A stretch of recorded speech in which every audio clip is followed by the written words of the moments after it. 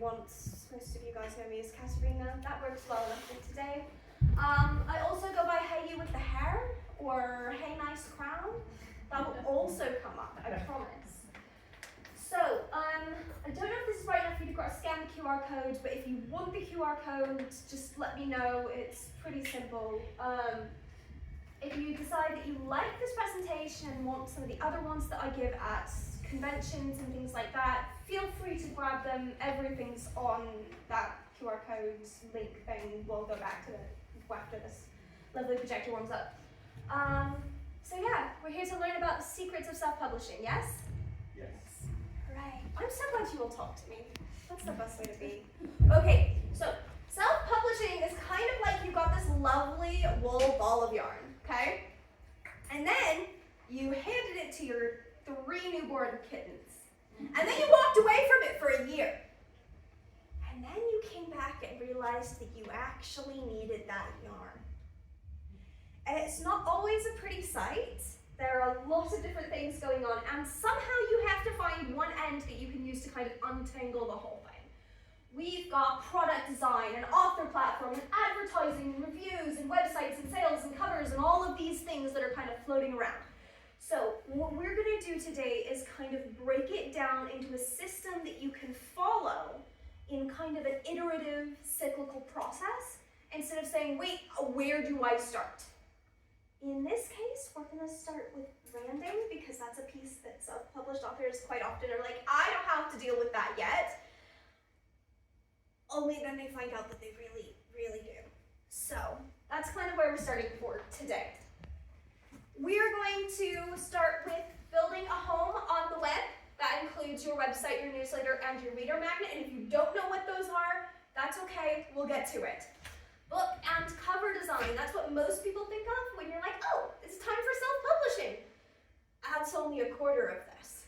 Then we'll talk about printers, aggregators, and distributors. For those of you who do not speak the self-publishing lingo yet, you will by the end of this presentation. But those are basically the people who actually get your book from your hands into readers' hands. And then how to actually reach readers. Because it doesn't matter if you have the most beautiful book available, it's available everywhere. If you cannot tell readers that you have a book out and that they want to read it, it's not going to do you any good. So here's our cycle. Instead of a ball of yarn, we're going to pick a spot, any spot, in my case is sustainability, in this cycle, and we're going to give it a try. And then we're going to come back around, and we're going to do it again.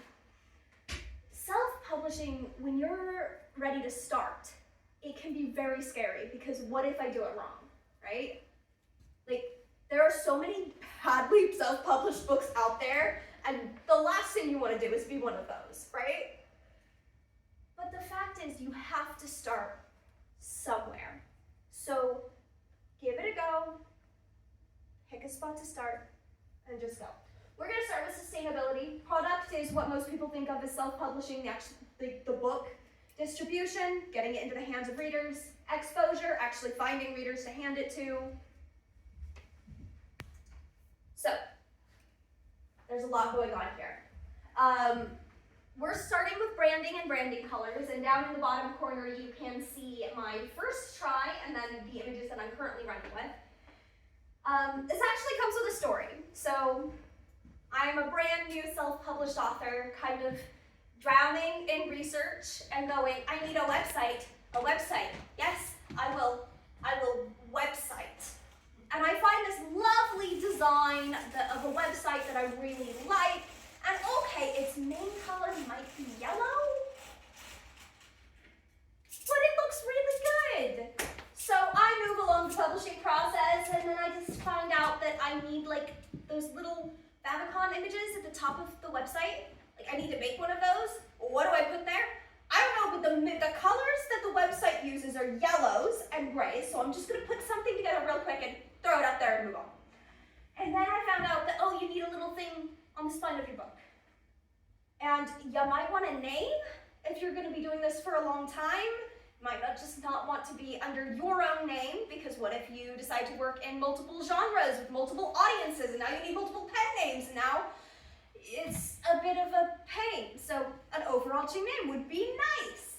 So I decided we're gonna do Running Gear Productions, and I found a font and I threw it up there and I went, okay, we'll look at this later.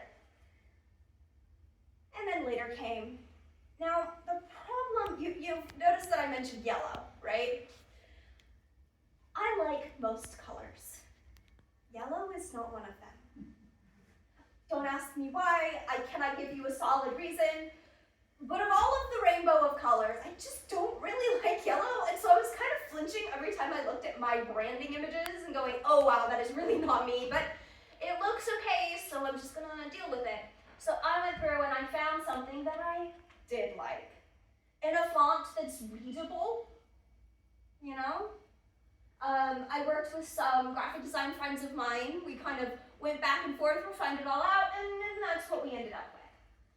The point here is that branding is one of the things that a lot of indie authors who are, you know, sitting with their book, and that's what matters, right? At the end of the day, you want to be writing a book. You don't want to be spending time with graphic design or, heaven forbid, marketing. You want to be writing. So this is something that if you can do a quality job and then stick those images on your computer and leave them alone until you need them, it can be really helpful, not just to the process, but also your mental health. So, how do you actually put together some of these images? First off, pick your colors. It may be helpful to look through and find colors that appear on books in your genre, right? Those colors are going to trigger neurons in readers' brains that say, oh, that's something I might like. From there, after you found a couple of colors that you're like, oh, I think I like these, you can go to a color palette site. They'll help you find stuff that works together really well. Figure out what your name is going to be.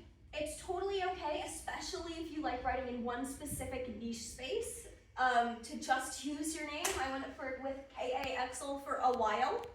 And that was just fine until I found a reason that I really needed to branch out a bit. When you're doing that though, make sure that the domain name is available, because you're gonna want it to be very easy. You're gonna want somebody to come to a talk like this and be like, oh, it was K.A. Exel, that's who I was talking with. Maybe I should see if I can find her online. You should be able to have somebody type in K.A. Exel and your website should come up. Just right there, top one, because that's basically your URL, right? The last thing you want is to be competing with a giant corporation and their lovely spending advertising budgets for Google results. Then of course, building your logo, look at shapes, designs, and things that tend to be in your genre, right? And then something that a lot of self-published authors don't really think about, especially as you are really excited about getting this book out into the world. You'll see things that say, are you a KU author? Are you a wide author? Well, this thing is only for wide authors. There's this debate happening in the self-publishing sphere that is, are you a wide author or are you, well, not. Most places it's wide versus Kindle Unlimited, because Kindle Unlimited has a very tight contract that basically says if you are selling on Kindle Unlimited, you cannot sell this book anywhere else, including to your friends for cash. Not that Amazon would be able to find out, but if they did, oh, your book's taken down. It's not good. So decide what approach you want to do, because later on, some of these steps are going to be tailored there. So right now, that matters because if you are trying to build a career as an independently published author, as somebody who wants to do 30 or 50 books self-published, it may be helpful to get your ISBNs directly from Bowker. Onesies, twosies, it's a lot less expensive to get it from whoever's distributing your book. But if you're going to be going with the whole shebang, Bowker is the people who sell ISBNs. They're the ones in charge. And buying 1 or 2 ISBNs from them is extremely expensive. Don't do it. But if you're going to be in a situation where you want to sell a fairly large series or several smaller series, skip all of the pain and get them from Bowker. And then last but not least, author photo and bios. Who enjoys writing bios? That's what I thought. I don't like it either. Bios are a pain. But if you start doing it early in the process, you'll be able to refine it bit by bit every time somebody's like, hey, you have a bio? It will help. And it will help with consistency, because if somebody sees that one photo of you every time they look at for you plus author, it's just going to make it so that people can recognize you more easily. And that's really what all of this branding stuff is about, because it takes 7 or so exposures for somebody who has no idea who you are to decide that maybe they want to take a chance on you and your product.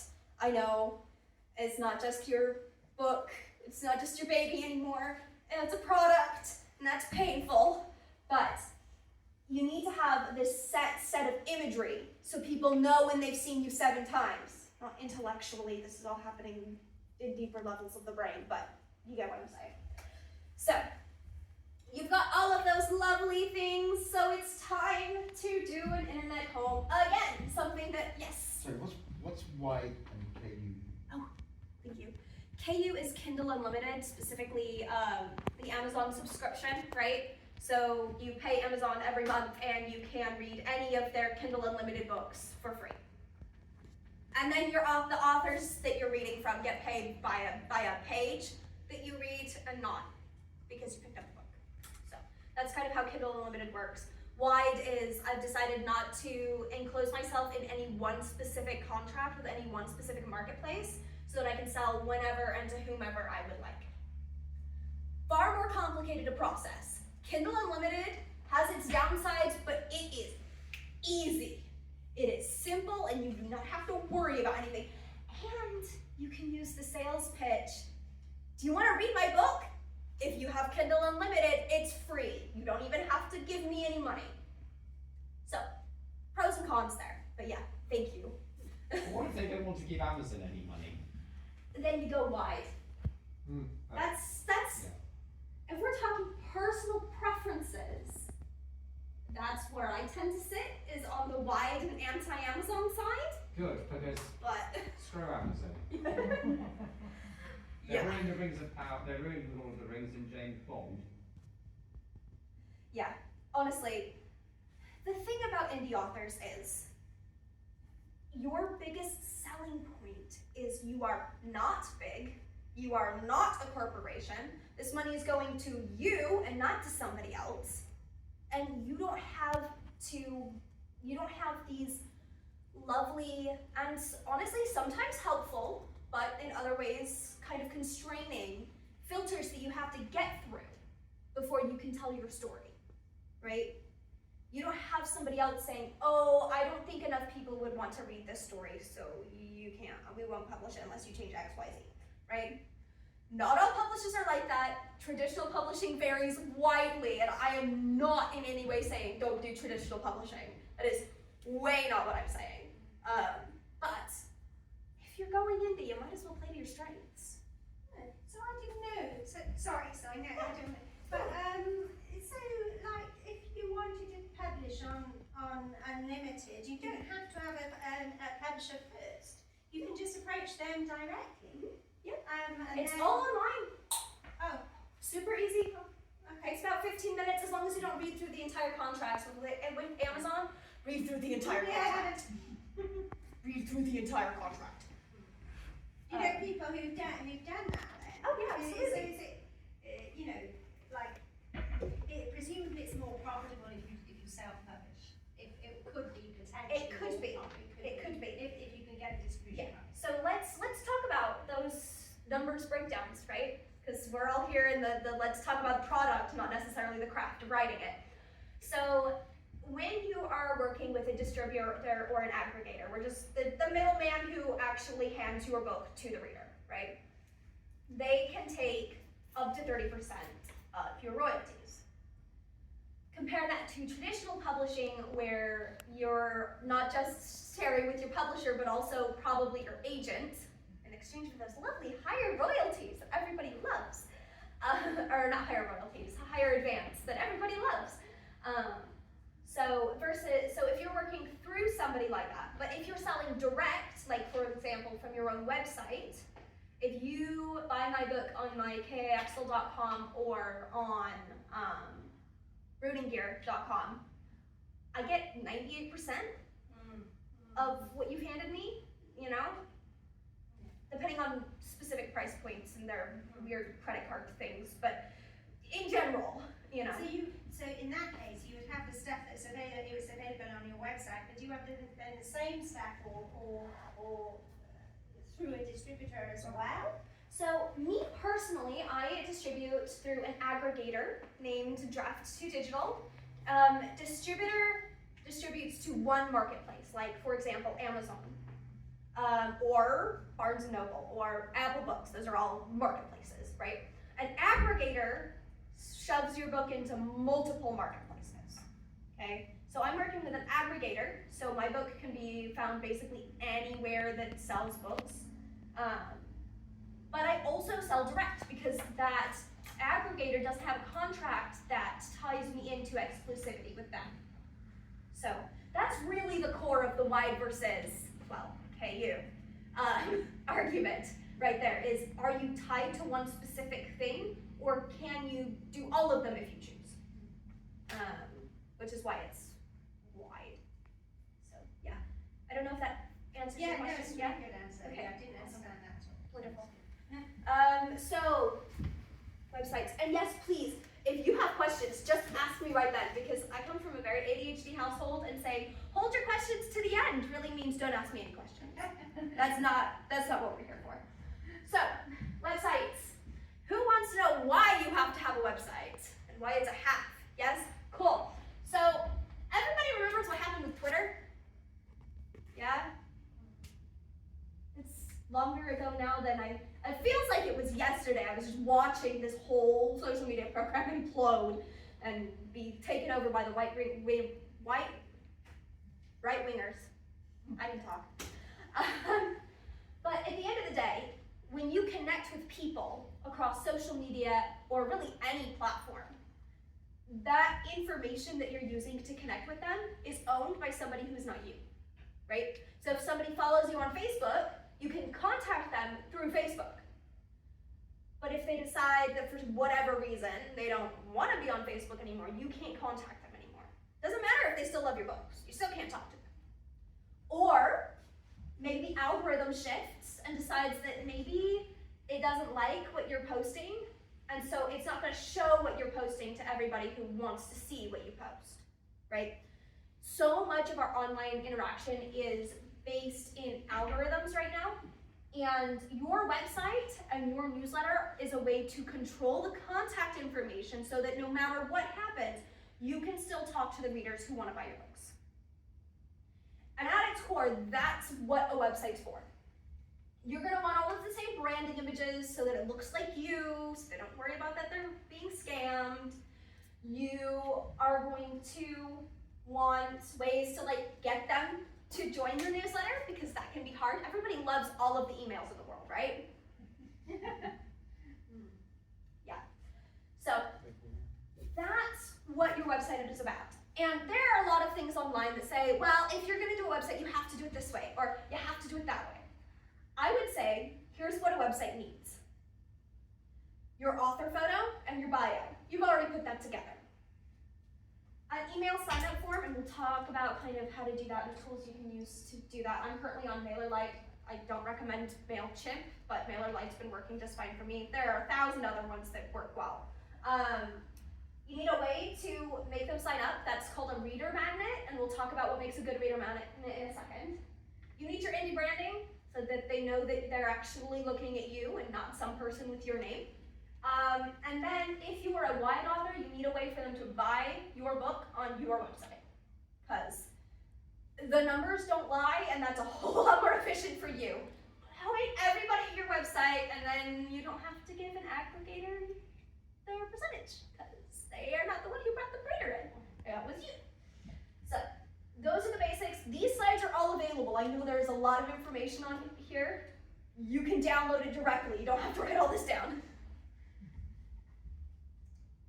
So how do you actually go about doing this? I could break this down a whole lot more, but the basics are get a domain name. You can do that generally with whoever is hosting your website, or you can go to like GoDaddy. There are a lot of places to get a domain name. But what you have to Google is, how do I get a domain name? And the information will come up.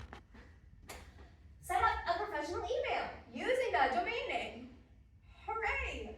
Quite often, your website hoster will let you do that too.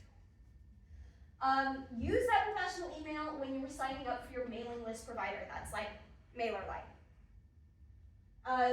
That's so that when people get emails, it's not from thegirlwiththehair.com or thegirlwiththehair@gmail.com. That's not what we want. We want Katerina at kaxl.com. Something that says, this is who you are, you're not scamming anybody. There are enough scams out there that everybody's gonna be like, at least if you're with Amazon, I know it's Amazon.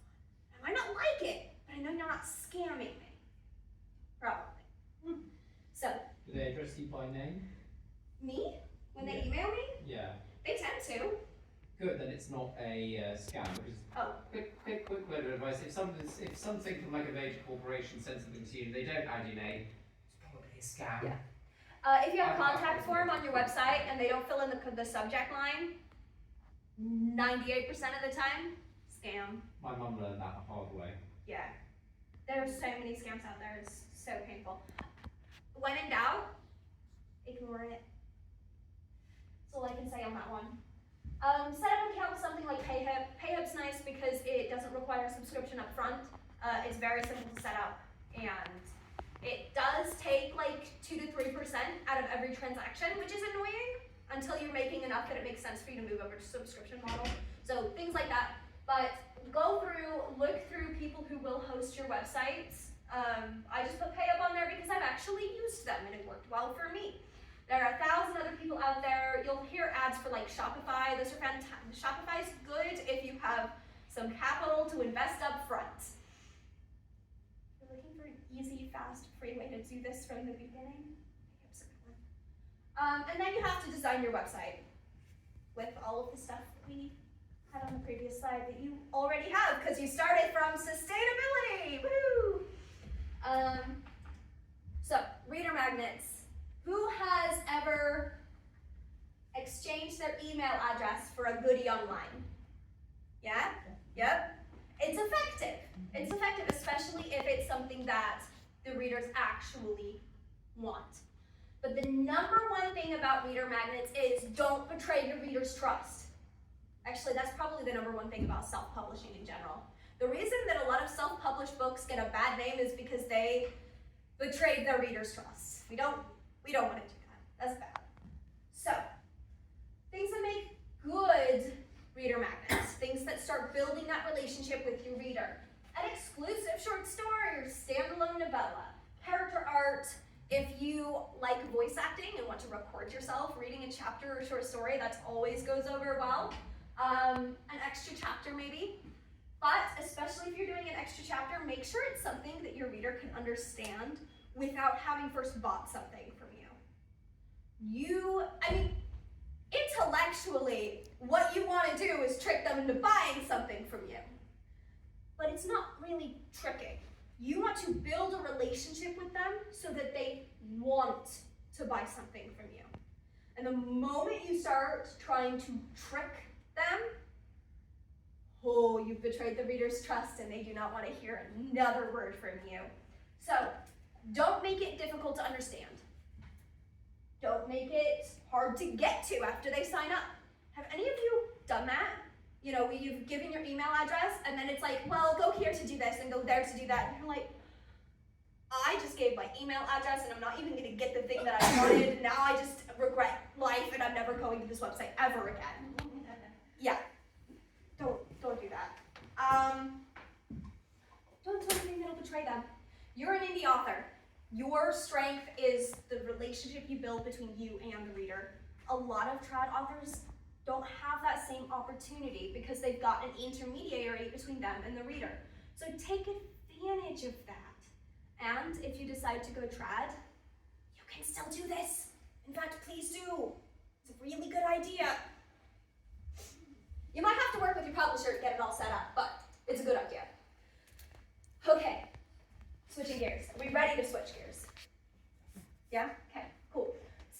actually work on getting your project turned into a product. Interiors. We gotta make it from the 12-point double-spaced that we all turn into workshops to the interior of the book. Nowadays, you can do a lot of that yourself unless you want something really fancy. If you decide you do want to do it yourself, Reedsy has a really good book designer. It's free, it's easy, it does a relatively good job. If you write in Scrivener already, first off, hello, I do too, it's amazing, I love it. But their PDF and EPUB exports do a fantastic job, as long as you have it set up correctly, and there can be a learning curve there. And if anybody wants to go into the nitty-gritty of that, catch me after, because I love talking about Scrivener's exports. And then a lot of your distributors will have, upload it here, pick these options, here, have a book interior, that are also free. So, but if you do want to get something that's a little bit more complicated, like a special edition or something, the search term that you Google is book designer. That's who you're looking for. Book covers. Who has heard anything about the lovely debate about book covers in indie publishing? No? Okay. I didn't realise there was one. Well, you've got kind of two camps, and this tends to be the I'm in a hurry camp versus the I want to do this right and earn respect camp, right? The I'm in a hurry camp says, I just need an image. They'll read my book blurb and then they'll read my book, and it doesn't, like, I will just get something that looks good and stick it on there. And I can do that myself. And it's entirely possible that that person can do it themselves. There are indie authors who can and have those kind of skills. That's not the set of skills I came into this with, though. On the top of the price range, if you're hiring a professional, which I would recommend that most people do at least some working with a professional as they get started. It just, your cover image is the final decision maker of whether they're going to buy your book or not. So like, it is, the importance of your cover cannot be understated. An illustrator is going to like actually draw, illustrates, creates unique characters, stick them on your cover. They can be up in the $2,000s of dollars range. They are not cheap, but their covers look fantastic. You can get a graphic designer who's going to take images and put them together and modify them, and it can look really good. I've had quite a few designer covers, and they work really well. Yes? So do you have to do this with Kindle Unlimited? Yes. Yep. Kindle Unlimited will do your interior for you, just like they're a distributor. So, but you have to have a cover for them too. Unless you happen to be like a classic book that people will be looking for in and of itself, right? If it's Alice in Wonderland, does it really matter if you have a cover? But for everyone in this room, cover. You can use a pre-made. So these are covers that designers, or possibly illustrators, but mostly designers, have gone through and like put together with a title that's not actually the title of your book, but where they will go in and they will fill in the text and they will tweak it to your book. But we're talking 20 to 40 pounds instead of 2,000 to 200 pounds. So that's the difference between hiring an illustrator or a designer versus using a pre-made. So if you are on a budget and you want a good looking cover from somebody who knows what they're doing, pre-made's a good way to go. Or if you're very supremely confident and have experience in marketing and visual design, you can always build one yourself. Make sure you know what you're doing. Before you can work with either of this type of professional, you need a couple of things. You need your blurb and your tagline. Your blurb's the stuff that goes on the back cover. Yeah, everybody's right.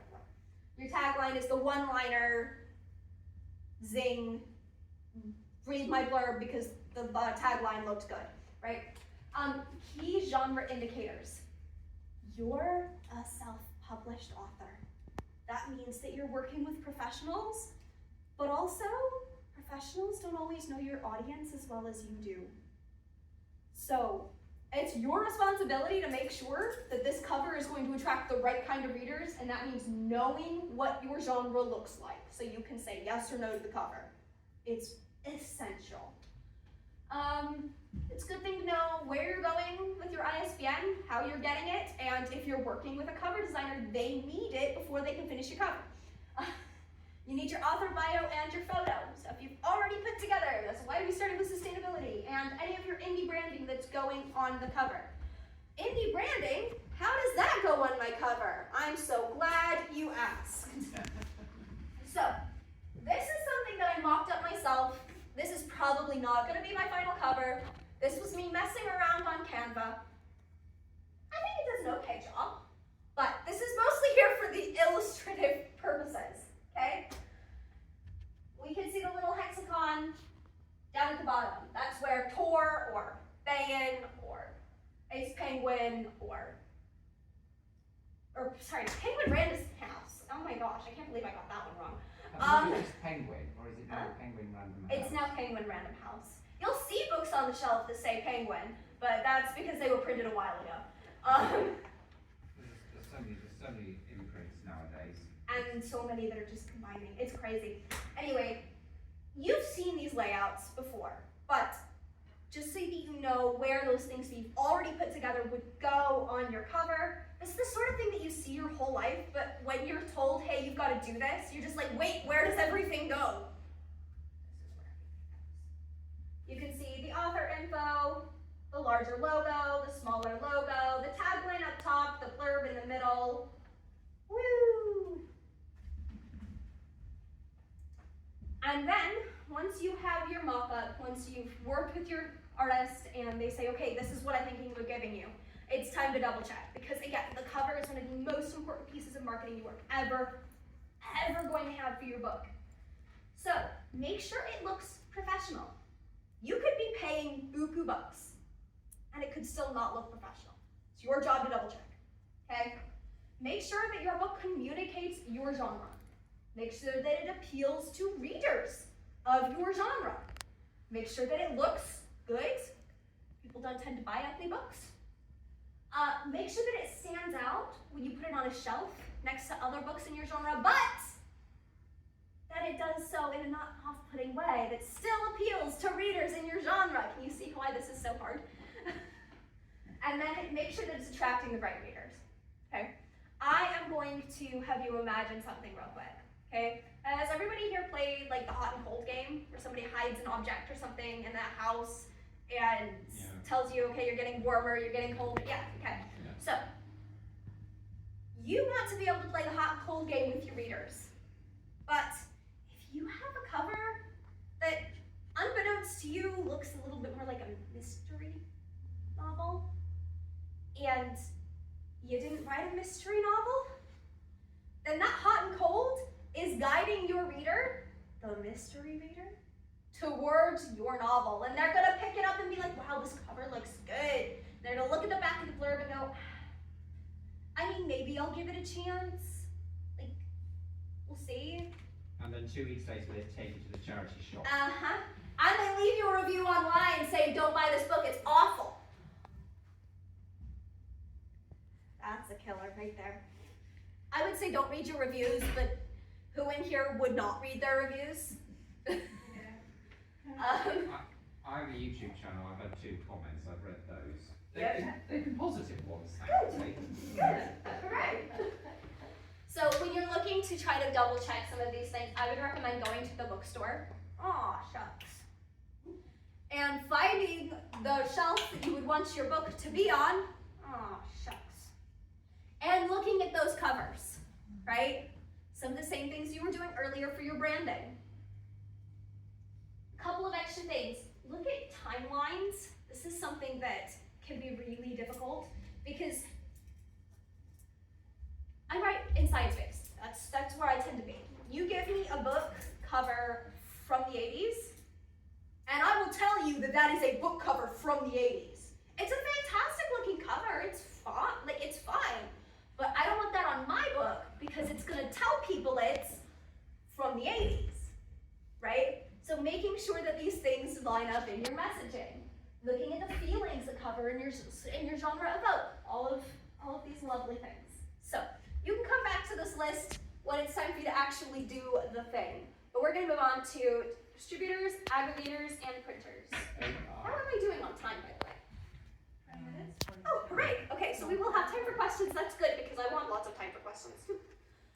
All right, so we've talked about some of this vocab. We're going to review it real quick because it gets really confusing when you're on the internet and they're just tossing these words at you. Distributor, that's one marketplace. Amazon is a distributor. Apple Books is a distributor. Aggregator lets your book be available in several marketplaces. If you're looking for the #1 ultimate head honcho aggregator, you're looking at Ingram Spark. That's, if you want something that will get your book in basically all of the marketplaces, that's who you want. I have worked with Ingram Spark. Their process is a bit complicated, I'm not gonna lie. I don't like their interface. But on the distribution side, they did a fantastic job. I'm currently working with Draft 2 Digital, who has a little bit smaller of a distribution range, but one that works really well for what I need. And their process is a little less complicated, so I really like working with them. But those are who I've worked with. But those are both aggregators. If you're a wide author, you're going with an aggregator. If you're not a wide author, you're going with a distributor. Okay? Same with that, wide versus not. Printer, who does not know what a printer is? Cool, thanks.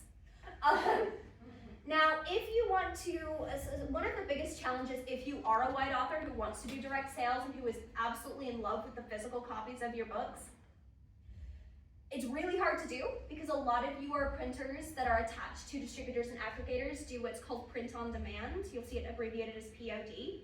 And that means that the printer doesn't print the book until it's been bought. And that can be very nice when you are moving a very small volume of books, like most indie authors do.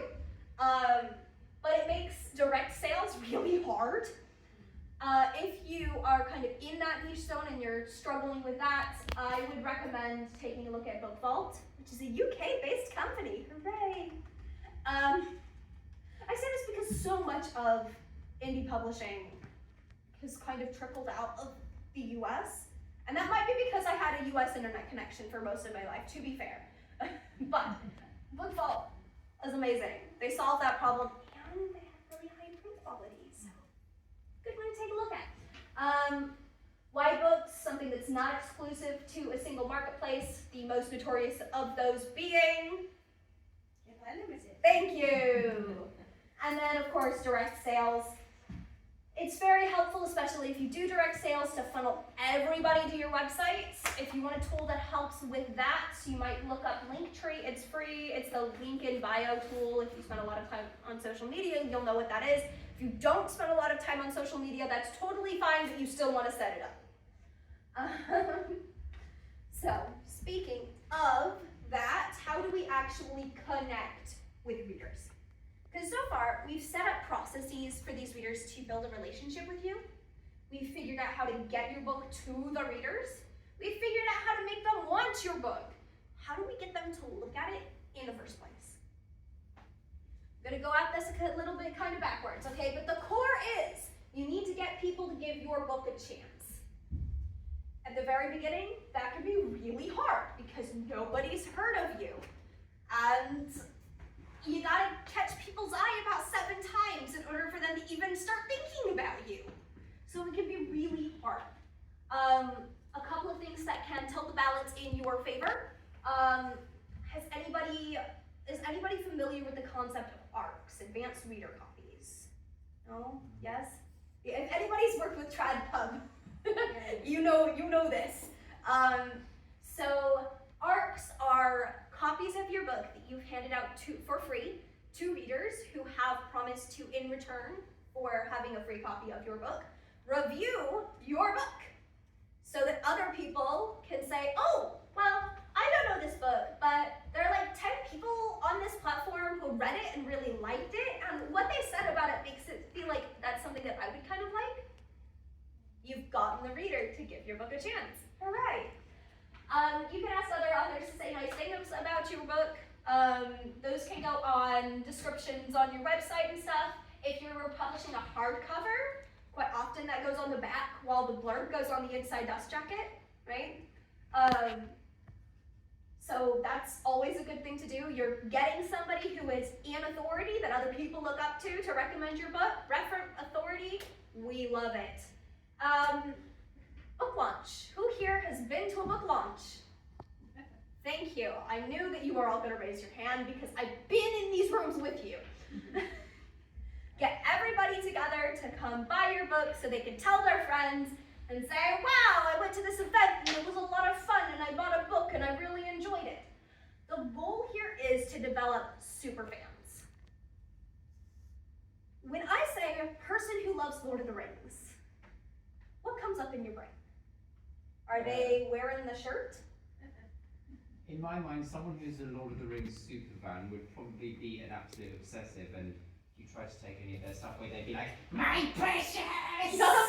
You want somebody who is willing to try to imitate your characters. You really do. Because at the end of the day, having even a small cohort of those people, every single one of those people is going to be worth their weight in gold, because they are not going to shut up about your book, and they are going to tell all of their friends until their friends go, fine, I'll read it. And then they'll have conversations with that friend after they've read it. And then other people will overhear that conversation and go, wow, that sounds like a really good book. Where can I get it? That's what you're trying to create. Superfans are an indie author's best friend. So, other ways you could do this. Who here likes traditional advertising? Me either. It's not my best friend. I don't like it. The way advertising is gone nowadays, it's gone a bit downhill. Gone are the days where you had good adverts like the Specsavers ones with the cat that was confused for a coat. That was a good advert, I like that. There still are ways to do good ads, but as an indie author, you don't have the budget for that. Probably. You know? And if you do have the budget for that, go wine and dine some media people. It's a better way to spend your money. But the ones from the stars, the ones that I lean heavily into, you'll notice that social media does not have a star by it. That it works really well for some people. I hate social media so much. Drives me up the wall. But as you're doing some of these things like, speaking engagements, I wouldn't do that. Not at all. Nope. I'm gonna go turn into Casper in the corner and let you finish this by yourself. Events that appeal to readers. None of you are readers, right? Oh, good. Oh, good. Okay. So you can see that some of these are actually even going to stack, right? And the ones that do stack are going to be the ones that give you the most impact. Because if you post on social media, hey, I'm going to be at the May London MCM Comic-Con, anybody who sees me and says, hi, I like your crown, gets a shout out on social media, or gets a ticket. I'm building an event around the event. And at the end of the event, when I'm done with all of my stuff, I will, on social media, so you have to be following me to see if you win, give away the crown to one lucky winner of a ticket. Something like that, right? So you can stack these. You don't have to do it at Comic-Con. I just happen to like Comic-Con. As you can see, I who voluntarily wear this, Comic-Con's my place. You can put together an event at your library. Have your library give you a shout out. You give your library a shout out. Hooray, you are cross-promoting. You can build a reader event where you talk about another author's book, but then you also sell yours. So you'll get people who like that author to come in, and then if they decide they want to, they can buy your book. Post it on social media. Do things that support communities and activities, because again, we're not selling books. It doesn't work when you're this small. We're building relationships, and then they want to buy books. That's the only way to, okay. It's the only way that works for me. There are other people out there who have other systems that work for them, but for me, it's gotta be that relationship where I feel like a really terrible person. I don't want people to buy things they don't like. I want to sell people things they don't like. I spend enough time fending off people who want to sell me things. I don't want to do that to somebody else. So, these are the things that I tend to do. If the idea of book magnets and cross-promotion sounds really good to you, I recommend checking out BookFunnel.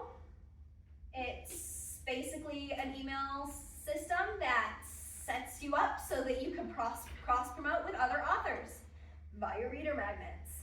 You put in your email list, hey, there's a bunch of free books. You should go look at these free books. And your readers say, ooh, that one looks interesting. Click. Oh, I can get the whole book for free if I give this author my email address. I get to read a free book. They get a new reader. Everybody's happy. Because my book's in that list too. And somebody else is doing that on my side. So BookFunnel is a really good way to do that. Yeah. Let's BookFunnel up. I promise none of these people are paying me, by the way. If I recommend somebody, it's because it's worked really well for me, and that's the only reason. And lastly, do you think that for my very first book that I put out, I only went through this once? I was hoping that you all had a really high opinion of me. Darn. Okay, no, I did not. I did the star pattern around this thing. I did not know what I was doing. I was drowning in research and being like, well, they say I have to do this, but then I tried to do that, but I didn't have any branding images, so then I went and tried to do this other thing, and then turns out you need a bio for that. And it's okay to go around the circle again and again and again and again. This is a process to hopefully help sort some of this information into neat, tidy holes so you're not dealing with that ball of yarn, but that's all it is. At the end of the day, rather than worrying about doing it right, realize you can always do it again once you know what you're doing. It's okay.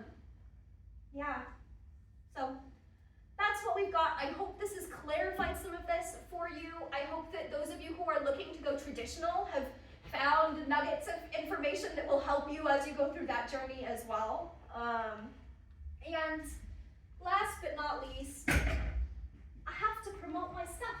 I do speaking engagements so I can get to this page so that I can find people who are looking for beta readers or what critiques and build community and all of that lovely stuff. It's not actually up and running, by the way. This is illustrative. That's why this is here.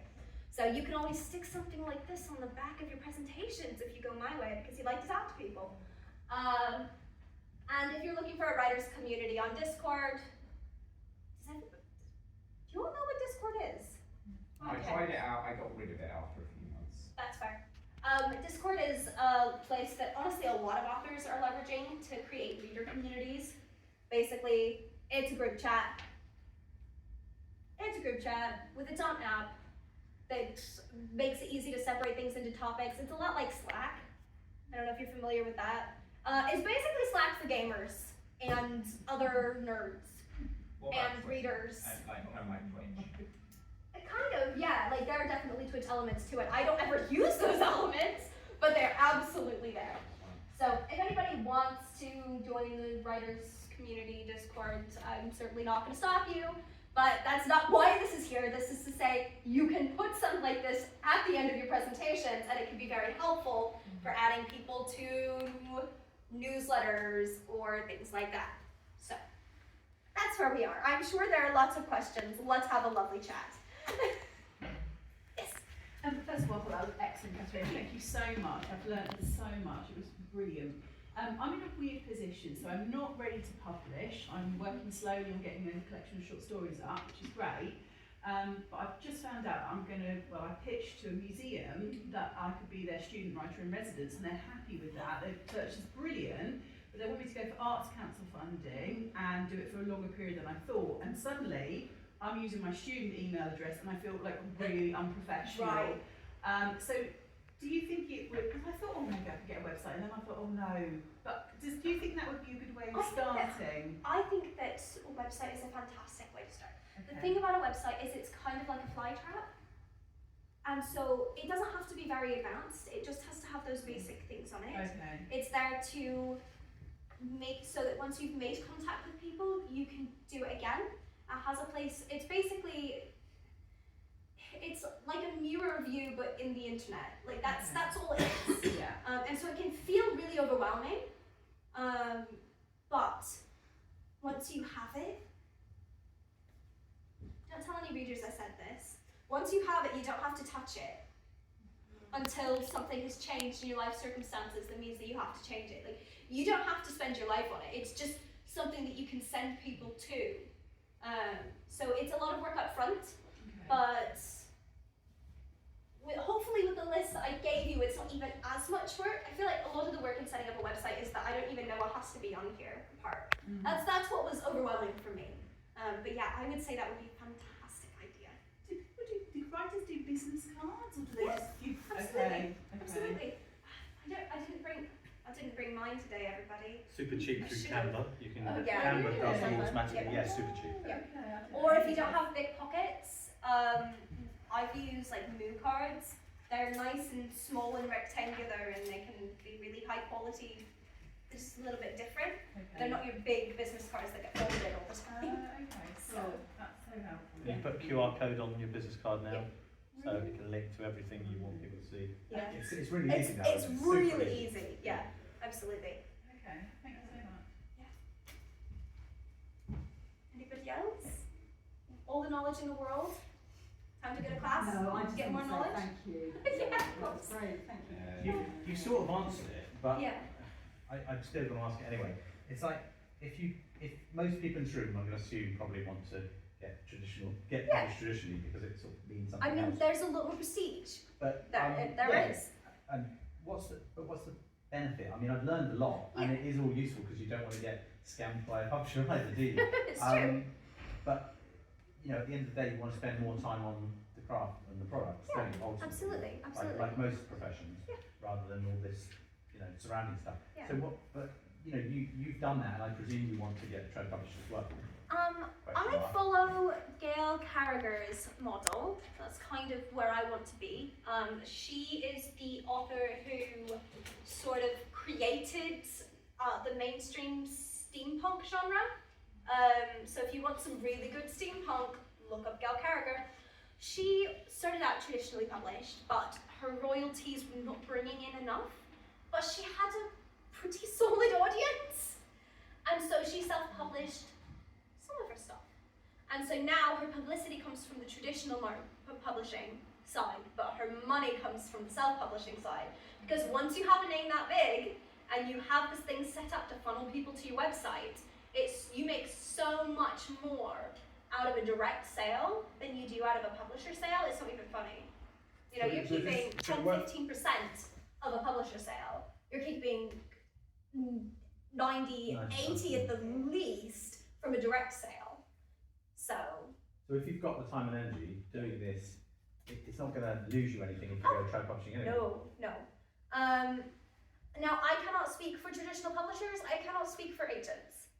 But something that a lot of others find is that after they have a traditional publishing deal, they have a set amount of marketing that their traditional publisher is willing to do for them, and they have to do everything else themselves. So all of the stuff that was in the sustainability portion of the slides and all of that are things that you probably are going to want to do yourself. You won't be you won't be wide because usually your contract with your publisher means that you can't sell directly. But having a way that you can reach out to your readers is going to boost sales in a way that even a publisher isn't going to be able to do. So, especially some of these sustainability things, you're already going to want to be doing just because it's going to boost your sales regardless of how you publish.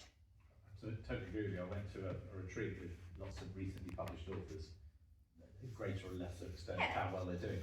And everything you put on there, they were doing something from that. Yeah. So it's events, they were totally in charge of that. Book signings, whereas some of it was organised by the publisher, and the rest of it was how much more effort they wanted to put in. And it did relate to their sales. Exactly. Then there are different kinds of publishers out there. There are going to be publishers who are going to say, hey, we have a table at this convention. If you want to come, bring your books. Or if you want to come, we'll bring your books. And then there are going to be the publishers where you're saying, hey, I want to do this Comic-Con, and they'll be like, well, pay for your booth yourself. So publishers exist on a scale. So having these skills, if you want to be an author, is never going to be a bad thing, which is the reason I got convinced to do this here, because I figured that most people here would want to be traditionally published, and so then I was like, why am I about self-publishing if you want to be traditionally published? But I've had some of these conversations, and that's why. Yeah. I now know whether or not this will apply to you, but say that the novel that you've written uses or has a direct reference to something that exists in the real world. Like you have a reference to a product, a manufacturer, or a song. Like, when it comes to the matter of, say, licensing, like how does that work? Are you allowed to use those elements within like a fictional story, or do you have to get permission from a company? Did you tell my groups I'll be there in a minute? Yes.